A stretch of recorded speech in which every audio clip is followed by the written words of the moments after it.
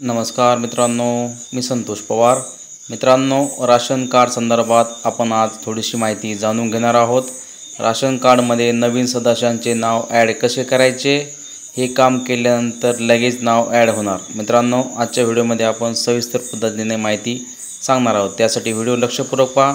चॅनलवरती पहिल्यांदा आला असाल तर चॅनलला सबस्क्राईब करून ठेवा अशाच माहितीपूर्ण अपडेट पाहण्यासाठी। आणि तुम्हाला जर तुमच्या सदस्यांचे नाव राशन कार्डमध्ये ॲड करायचे असतील, तुमच्यासाठी हा व्हिडिओ अत्यंत महत्त्वाचा होणार आहे। चला तर व्हिडिओला सुरू करूया।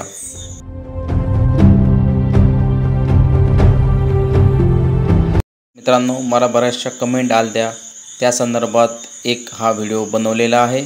राशन कार्डवरती किती दिवसात नव्या सदस्यांचे नाव ॲड होते, तुमच्या कामाची बातमी आजच्या व्हिडिओमध्ये आपण सांगणार आहोत। त्यासाठी व्हिडिओ लक्षपूर्वक पहा आणि व्हिडिओ आवडल्यास लाईक करायला विसरू नका। मित्रांनो, आपल्या सर्वांनाच माहिती आहे की राशन कार्ड हे महत्त्वाचं एक कागदपत्र आहे। सरकारकडून तुम्हाला मिळालेलं एक धान्य घेण्यासाठी, नाहीतर तुमचा ओळखीचा पुरावा म्हणून वापरले जातं।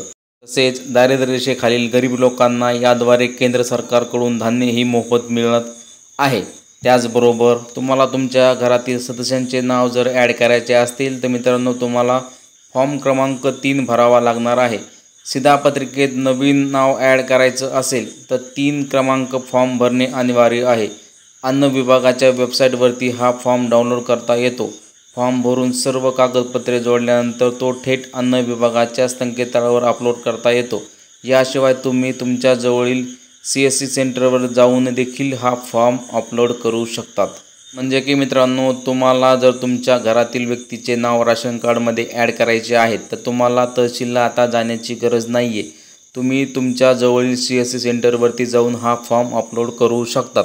यामध्ये पहा, तुम्हाला फॉर्म क्रमांक 3 कुठे मिळेल तर तुम्हाला अन्न विभागाच्या साईटवरती हा फॉर्म डाउनलोड मिळेल। तुम्हाला फॉर्म जर पाहायचा असेल तर डिस्क्रिप्शन बॉक्समध्ये फॉर्मची लिंक मिळून जाईल, तुम्ही तिथूनही तो फॉर्म डाउनलोड करू शकतात। हा फॉर्म मित्रांनो व्यवस्थित भरून तुम्हाला त्यासोबत सदस्यांचे आधार कार्ड, ज्याच्या नावावरती राशन कार्ड आहे त्यांचे आधार कार्ड लावून हा फॉर्म अपलोड करायचा आहे। मित्रांनो, तुम्ही हा फॉर्म ऑनलाईन किंवा ऑफलाईन ह्या दोन्ही प्रकारे तुम्ही हा फॉर्म सबमिट करू शकतात। रेशन कार्डवर नवीन सदस्यांचे नाव ऑनलाईन आणि ऑफलाईन अशा दोन्ही प्रकारे जोडता येते। त्यासाठी नव्या सदस्यांची काही महत्त्वाचे कागदपत्र आवश्यक असतात। कुटुंबातील मूल जन्माला आल्यास त्याचा जन्म दाखला आवश्यक असणे, लग्न झाल्यास लग्नाचं सर्टिफिकेट असणं, त्याचबरोबर अर्जासोबत प्रज्ञापत्र, आधार कार्ड व फोटोसहित जोडावा लागत आहे। म्हणजे की मित्रांनो, ज्या व्यक्तीचे आधार कार्ड बनत नाही आहे किंवा आधार कार्ड नाही आहे त्या व्यक्तीचं तुम्हाला जन्म दाखला इथे चालतो। त्याचबरोबर नवीन लग्न झाले असेल तुमच्या घरामध्ये तर त्या सदरील व्यक्तीचे आधार कार्ड नसेल तर तुम्हाला त्यांचं लग्नाचं सर्टिफिकेट इथे देणं अनिवार्य आहे।